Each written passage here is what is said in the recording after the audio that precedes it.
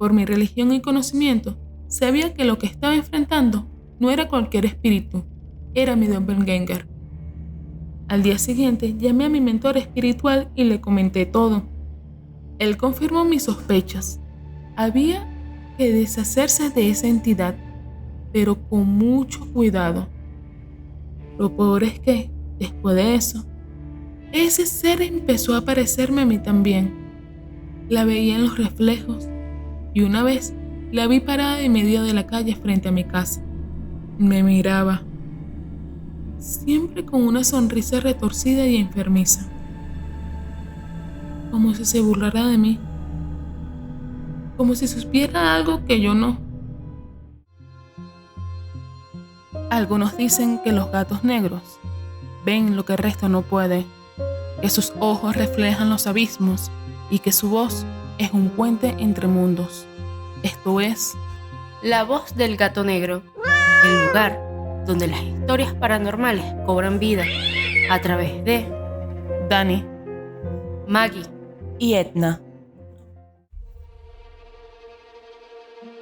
Hay personas que aseguran haberse cruzado con un doble, un rostro idéntico al suyo, con la misma ropa y el mismo caminar, pero con algo extraño en los ojos, algo inquietante, como si no estuviera vivo. Y no hablamos de ver a alguien parecido, hablamos de ver tu copia exacta de frente y sentir que eso que está ahí no eres tú, pero tampoco es humano.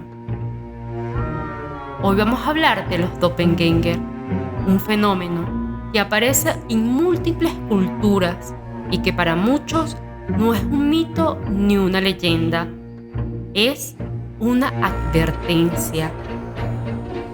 Hoy iniciamos un recorrido por testimonios reales, investigaciones históricas y apariciones que no deberían existir. Prepárate, porque si alguna vez alguien te dice que te vio en un lugar donde tú no estuviste, podrías haber estado más cerca de la muerte de lo que crees. Doppelganger es una palabra alemana que significa algo así como el que camina al lado. Pero lo que representa va mucho más allá de eso. Se trata de una figura idéntica a una persona viva, una copia exacta, pero sin sombra. Una especie de reflejo que aparece sin razón aparente y que según las creencias antiguas puede ser un presagio de tragedia o incluso de muerte. Ver tu propio doppelganger es considerado un aviso mortal, pero si un familiar lo ve, es decir, si un familiar ve tu doppelganger, también puede significar que estás en peligro. Por otro lado, hay quienes aseguran que pueden sembrarte pensamientos siniestros, manipular tu mente o incluso llevarte a tomar decisiones fatales. Y si alguna vez llegas a verlo, dicen que nunca debes hablarle. Este fenómeno no es algo nuevo ni exclusivo de Europa. El concepto del doble oscuro aparece en muchas culturas del mundo. Algunos lo llaman con otros nombres, pero en esencia es el mismo. En la mitología egipcia, por ejemplo, existía el Ka, un doble espiritual, con la misma memoria, los mismos sentimientos, pero que podía vivir separado de su cuerpo.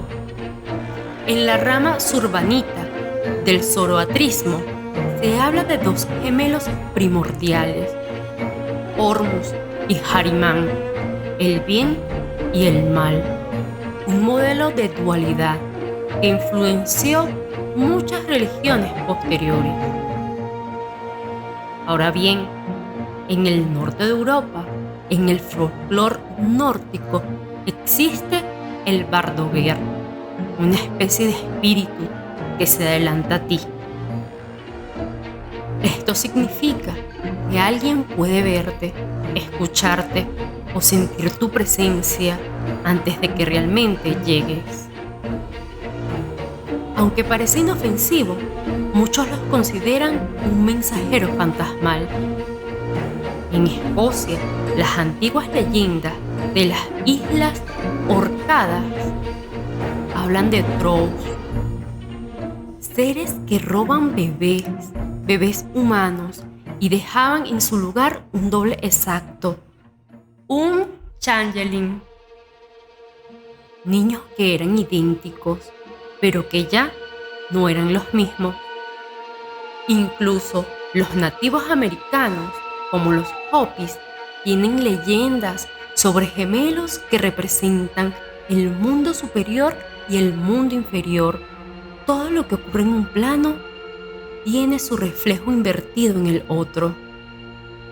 El tema del doble ha obsesionado también a la literatura, desde Narciso, enamorado de su reflejo, hasta los cuentos góticos de Edgar Allan Poe y Hans Christian Andersen, donde los personajes son perseguidos por su copia, una copia que muchas veces los arrastra a la locura o a la muerte.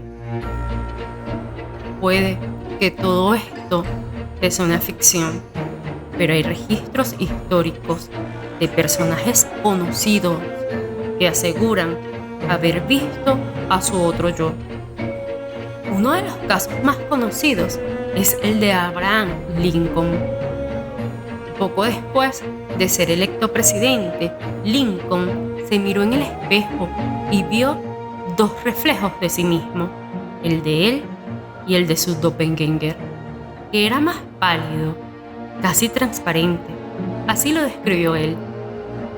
Su esposa aterrada le dijo que eso era un mal augurio, y como todos sabemos, así fue, pues Lincoln vivió para cumplir un mandato, pero no culminaría el segundo. Otro caso inquietante es el de Émilie Sage, una maestra francesa que enseñaba en una escuela para niñas en Letonia. Resulta que en 1845, mientras la maestra escribía en la pizarra, sus alumnas vieron cómo una copia de ella aparecía a su lado, imitando sus movimientos exactos, pero con una expresión vacía, sin emoción. Emily nunca vio a su doble, pero sus alumnas sí. Por otro lado, el escritor Guy de Maupassant también aseguró que su doppelganger lo visitó y que incluso le dictó una historia que terminó escribiendo.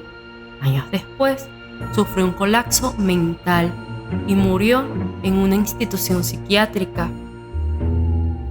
Por otro lado, el poeta John Donne también dio su testimonio. Resulta que estando en París, juró haber visto a su esposa sosteniendo a un bebé, pero su esposa se encontraba a kilómetros de distancia en Inglaterra, y cuando dio a luz, el bebé nació sin vida.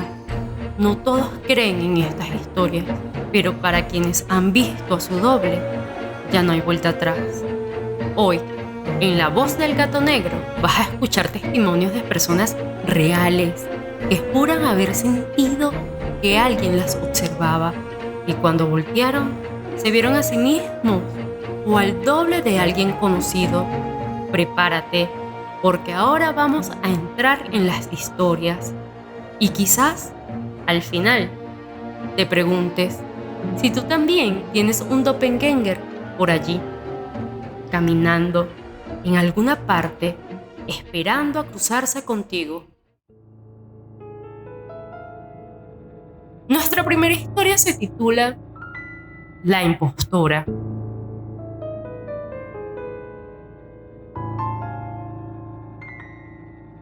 Mi hermana del medio y yo compartimos habitación. Una noche desperté y vi a mi hermana mayor Se movía con cuidado, casi de puntilla, como si no quisiera ser escuchada.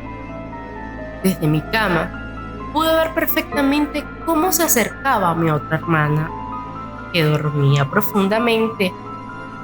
Cada paso que daba me hacía sentir más inquieto. Algo en mi interior me decía que esa no era mi hermana mayor. Se parecía, sí, pero no era ella. No se movía como ella, no respiraba como ella. Era una imitación sin alma. Y cuando estuvo a un solo par de pasos de la cama, yo no aguanté más. Me incorporé de golpe y le grité: ¿Quién eres? ¿Qué quieres de mi hermana? La figura se detuvo en seco. Giró la cabeza con lentitud y me miró. Sus ojos se abrieron con sorpresa, como si no esperaba ser descubierta.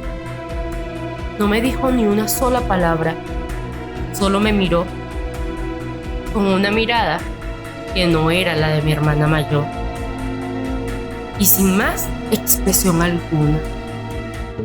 Luego sin apuro se alejó. Caminó de regreso hacia la luz del pasillo, y justo antes de que pudiera salir, ella ya había desaparecido, como si se hubiera desvanecido en el aire.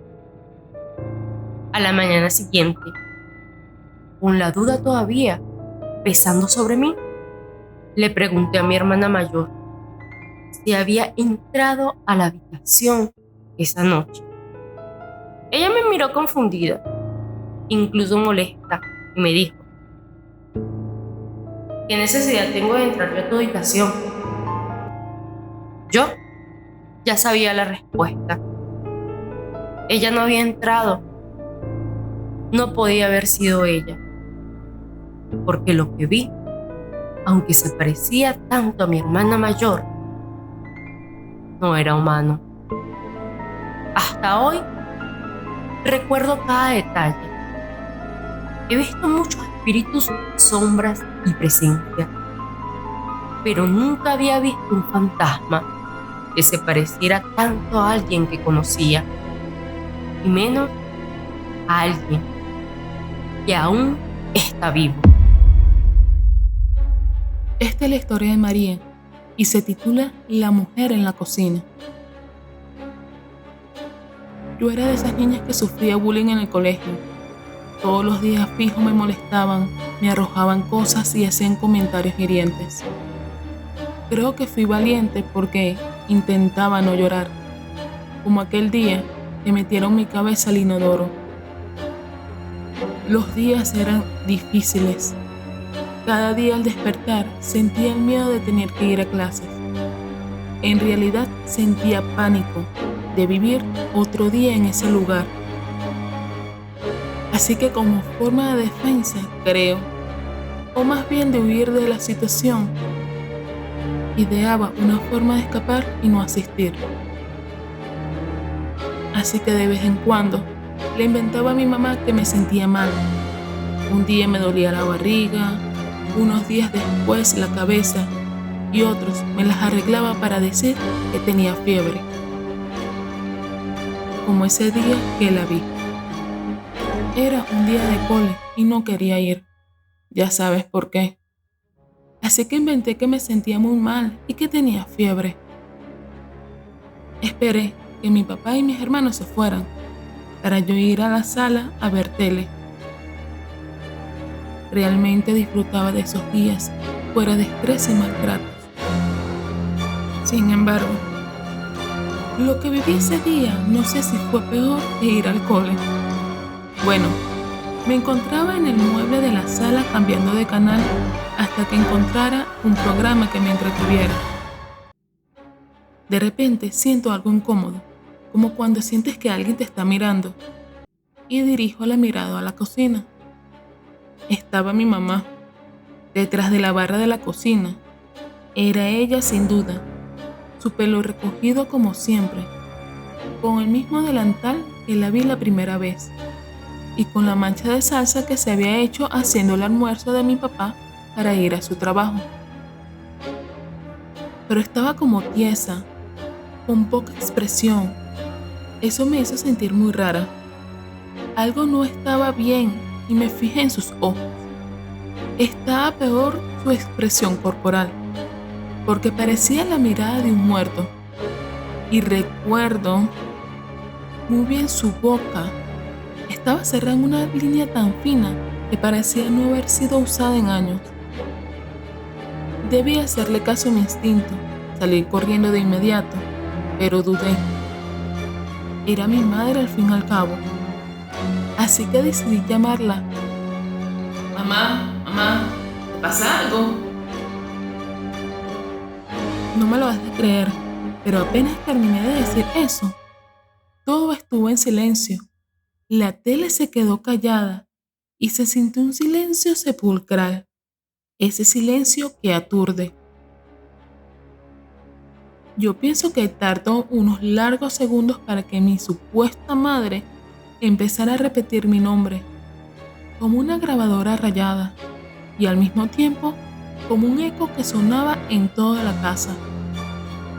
María, María, María. Me asusté. Eso definitivamente no era normal. Su voz solo debe provenir de la cocina, me dije. Así que ahí sí le hice caso a mi instinto.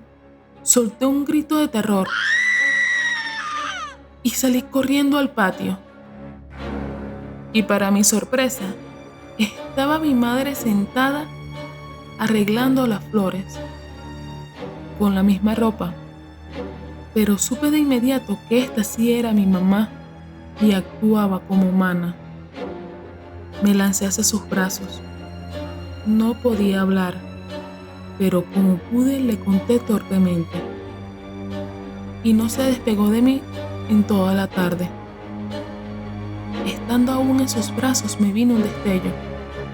No era la primera vez que veía esa cosa que se hacía pasar por mi madre. Recuerdo hace unos años atrás tuve un sueño muy perturbador. Soñé que me levanté y fui a la cama de mi mamá porque tenía miedo. Y al llegar a su cama estaba su doble, dormida justo al lado de ella. Pero la impostora me estaba mirando fijamente. Se para, me llama y me toma de la mano. Y me lleva a una habitación vacía. Como era pequeña y además era un sueño, no puse resistencia. Recuerdo que ahí salió un hombre con un hacha que me cortó la cabeza. Recuerdo que me desperté sobresaltada. Por eso, no puedo evitar preguntarme qué habría pasado si volvía a seguirla en la vida real. No sé, pero mi intuición me dice que esa cosa me puede dejar en estado vegetal. Esta historia se llama El doble de mi amigo.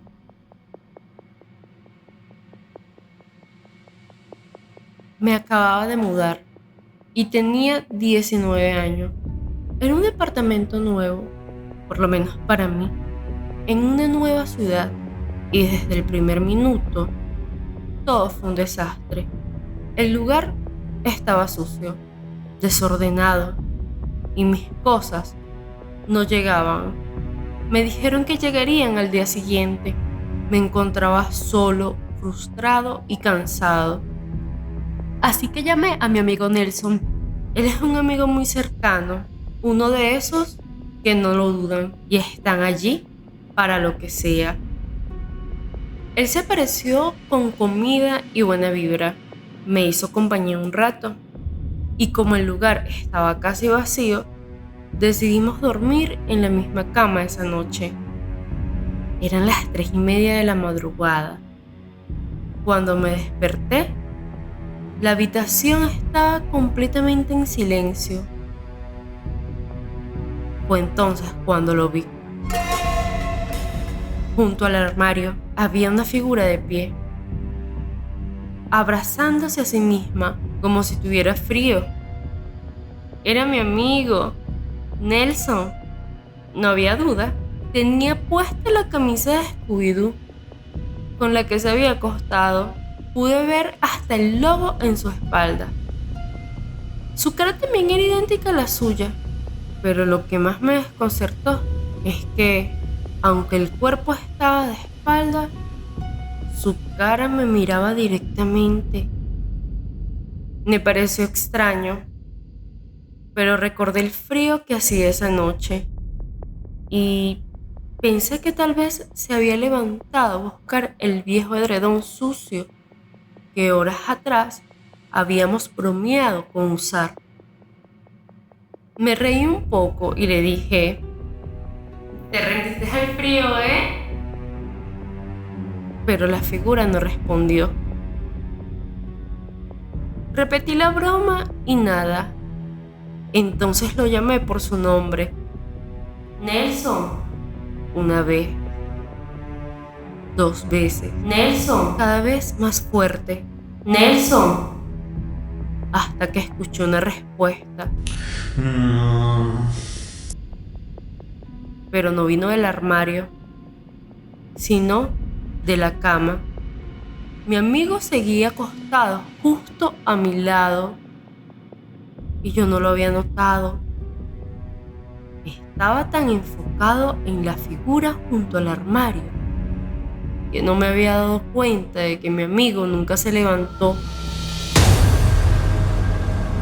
Seguía ahí, dormido, con su sudadera encima de la camisa. Entonces, ¿quién era el que estaba junto al armario? Desesperado, sacudí a Nelson para despertarlo y le dije, señalando con mi mano hacia el armario. Le susurré,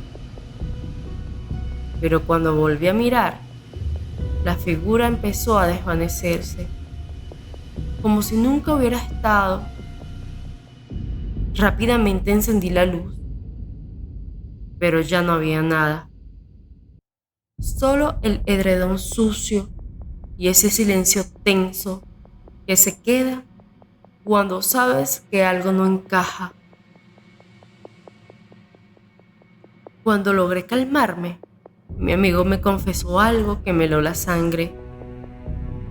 Desde que era niño, familiares o personas que dormían con él le habían dicho que lo habían visto de pie en la habitación mientras él seguía dormido, siempre de pie, siempre mirando. Lo más extraño es que no era algo que estuviera ligado a una casa. Este ente lo seguía a donde fuera y eso siempre lo ha inquietado.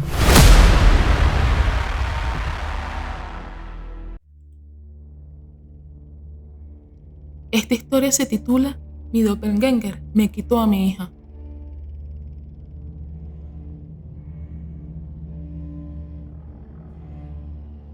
Mi hermano y yo vivíamos juntos en casa de mis padres.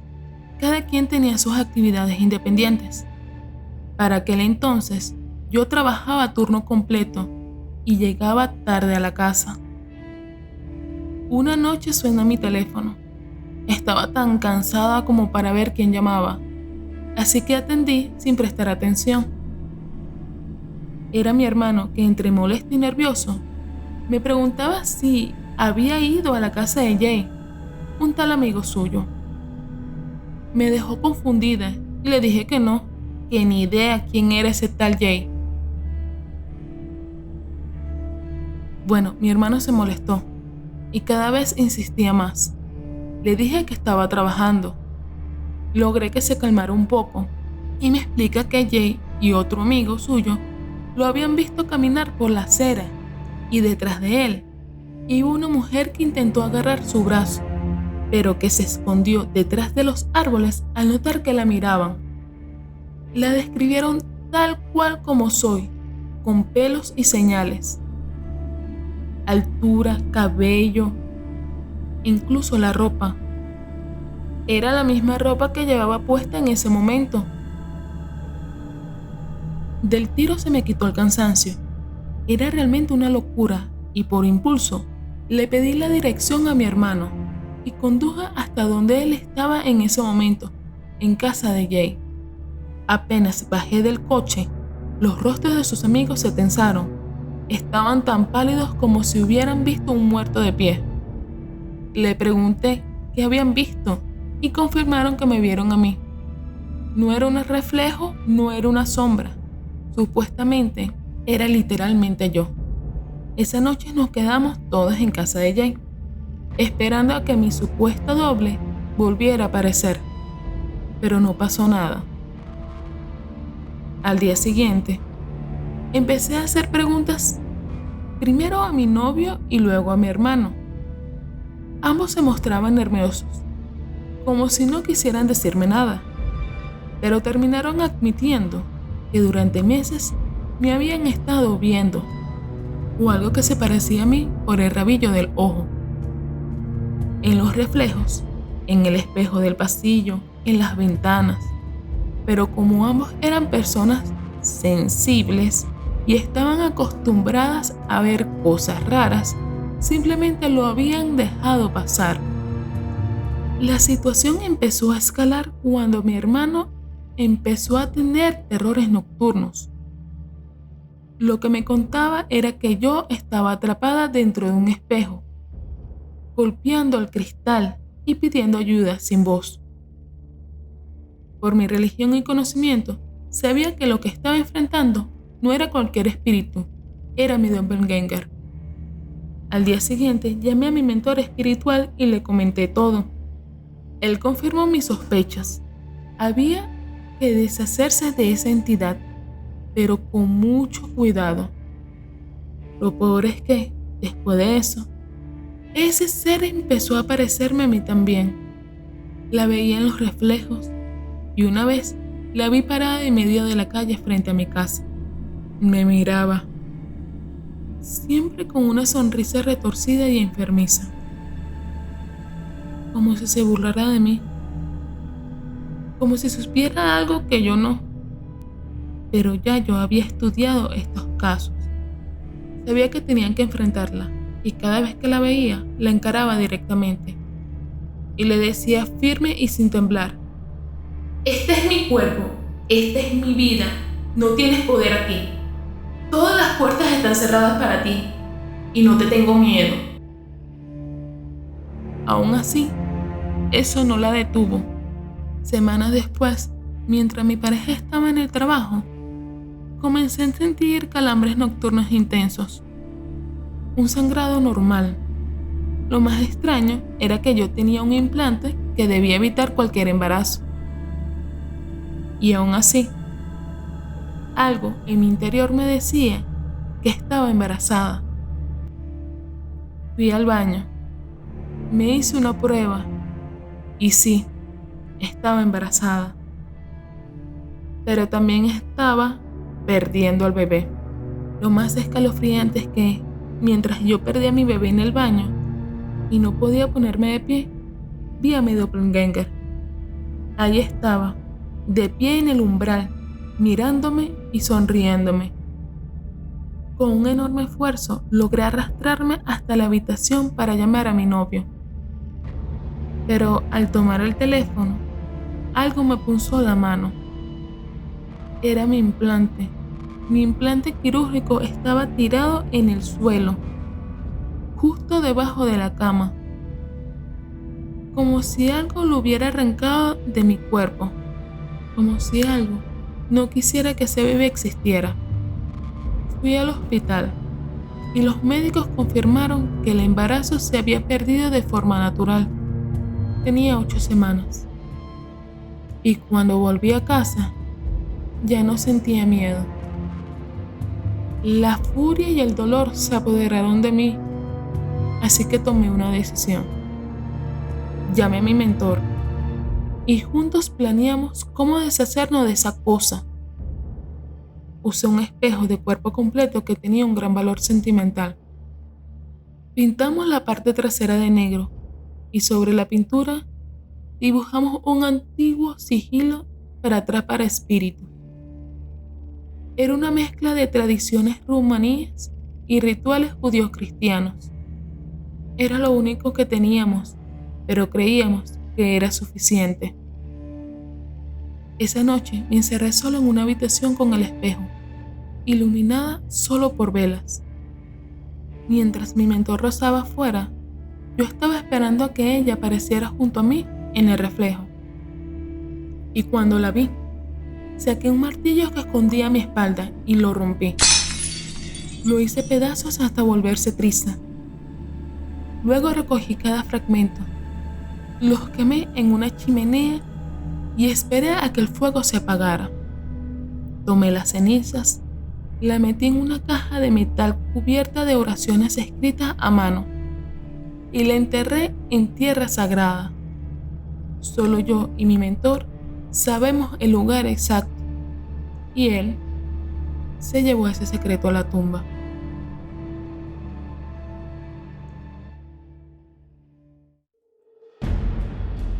Esta historia se titula El hombre que se parecía a papá.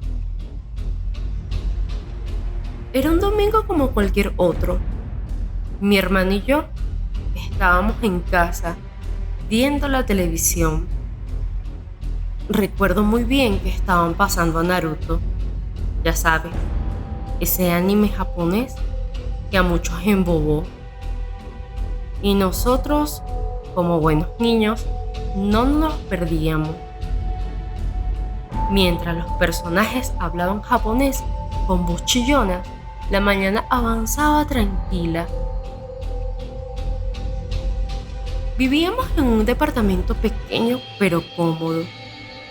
Este tenía 2 habitaciones, una cocina junto a la puerta y una ventana grande que daba justo hacia la entrada. Este detalle era clave porque fue gracias a esa ventana que todo empezó. En medio del episodio de Naruto, alguien llamó a la puerta con golpes firmes y secos. No con esos toques suaves de un vecino. Estos eran golpes más directos y decididos. Me levanté y sin pensarlo fui a asomarme por la ventana. Lo que vi fue a mi papá, o al menos eso pensé. Estaba ahí, de pie, frente a la puerta sin moverse, vestido como siempre, con la misma postura, el mismo corte de cabello y la misma expresión. Así que sin dudarlo fui a abrir. Pero justo cuando estaba girando la perilla, mi madre apareció y me gritó que no abriera, que me hiciera a un lado. Y yo confundido le dije: pero, papá. Mi mamá me empujó y fue ella a mirar por la ventana y luego por la mirilla. De repente se quedó helada. Su expresión cambió. Con los ojos abiertos y la voz temblorosa me dijo que me fuera al cuarto del fondo y que me llevara a mi hermano, que no saliéramos. Luego corrió al dormitorio y despertó a mi papá. Mi papá se levantó molesto, todavía medio dormido, preguntando qué estaba pasando. Cuando mi mamá le explicó lo que había visto, se enfureció aún más. ¿Cómo que alguien que se parece a mí?, dijo. Nosotros presenciamos todo esto, porque por supuesto, no hicimos caso. Entonces fue hacia la puerta y desde adentro gritó: ¿quién está ahí? Y nadie respondió. Solo hubo golpes lentos pero constantes, como si no tuviera prisa. Lo más inquietante era que, mientras mi papá hablaba, todos veíamos claramente que el hombre seguía ahí, parado, sin moverse y en completo silencio. Mi mamá nos agarró a mi hermano y a mí y nos llevó de inmediato al cuarto del fondo. Recuerdo el miedo que sentí en ese momento, porque mi papá estaba con nosotros ahí adentro. Entonces, ¿quién era el que seguía parado afuera? Volvimos a salir y vimos cómo mi papá agarró un bate de metal y se preparó. Se dirigió directo a la puerta. Pero justo cuando la abrió, el hombre ya no estaba. Mi papá salió al pasillo, miró a ambos lados y no había nada. Subió y bajó las escaleras del edificio, revisó el segundo piso, que para ese entonces estaba completamente vacío. No había forma de que se fuera sin que se escuchara. La puerta del edificio era de metal sólido y siempre que alguien entraba o salía, se oía fuerte. Y esa mañana no se oyó nada. Tampoco se oyeron pasos. Sin embargo, los tres, mi mamá, mi hermano y yo, lo vimos claramente parado en la puerta y los tres sabíamos que era idéntico a papá. Hasta el día de hoy no tenemos explicación de lo sucedido y cuando lo recordamos, todos coincidimos en algo. No se trataba solo de una coincidencia. No fue alguien que se parecía, era exacto a mi papá, como si lo hubieran clonado, pero con algo diferente en la mirada.